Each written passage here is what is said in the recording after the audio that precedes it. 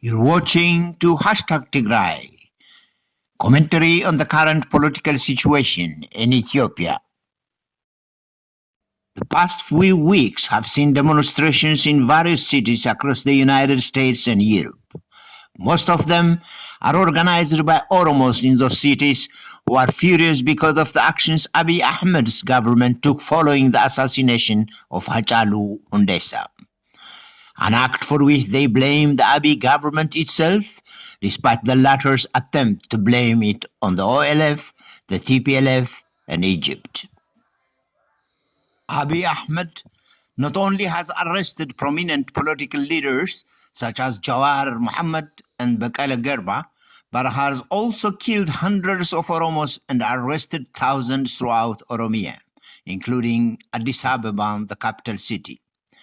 Reports from Oromia indicate that the number of those who have been arrested is in the thousands, so much so that the government has been forced to use schools, government buildings, and even private residences as makeshift jails.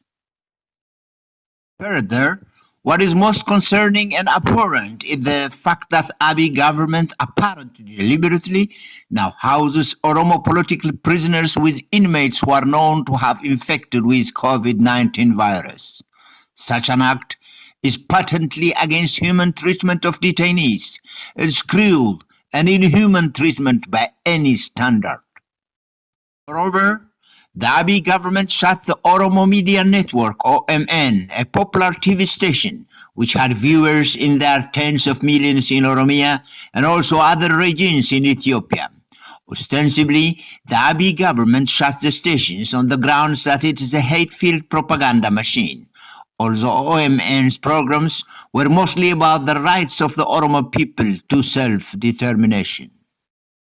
Internet service was shut for more than 2 weeks all over Ethiopia until it was back on, although sporadically in some parts of Ethiopia, in an effort to hide the atrocities committed against the Oromo people from the eyes of the international community, but also Ethiopians living in Ethiopia itself. To make matters worse, state media and affiliated private media used the internet blackout as an opportune moment to air the vicious propaganda war against the Oromos and the people of Tigray. It's because of these measures that the Oromos are protesting against the Abiy government. These are demonstrations for justice. It's also commendable that others joined the Oromo protests, especially Tegaru in the diaspora, who justifiably share the pain of the Oromos as Tegaru, have also been victims of the Abiy government for the last 2 years. I don't want to go into the details, as I believe that everybody knows about them already. On the other hand, there were also demonstrations in support of the Abiy government. Do not get me wrong, these people have every right to demonstrate. But what are they demonstrating for, and who are they? Well, according to the placards that some of them carried, it appears they are demonstrating for peace in Ethiopia. Nobody will be against that, except that there cannot be peace when you keep oppressing a very significant portion of the people who live in Ethiopia, namely the Oromos, but also others such as Tegaru. The demonstrations are also about encouraging the Abiy government to stay the course and keep detaining thousands of Oromos and Tegarus in squalid conditions without due process. They are also in support of Abiy's actions of shutting down OMN and Tigray TV stations, a contradiction in terms that they claim that they are champions of free speech.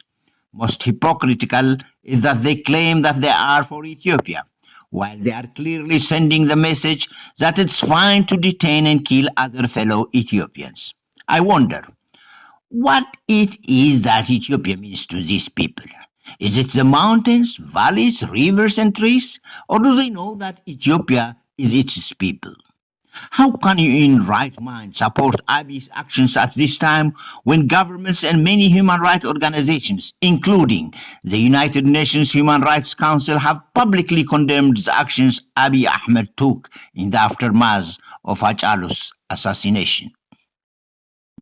Another interesting twist is that the demonstrators were calling for the release of Iskandar Nega, an Amhara leader of a political party, who was also arrested together with another fellow Amhara politician, Engineer Ilkal Getinet.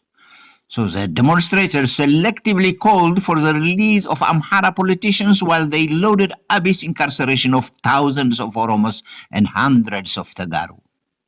This is duplicity at its height. Even then, although I do not subscribe to their political views, I believe that these politicians should be released, as they were detained due to their political views, just like the Oromos and Tagaru. That said, though, I do not think that it's a stretch on my end to believe that these demonstrators are basically from the Amhara ethnic group, as can be evidenced from what they are supporting.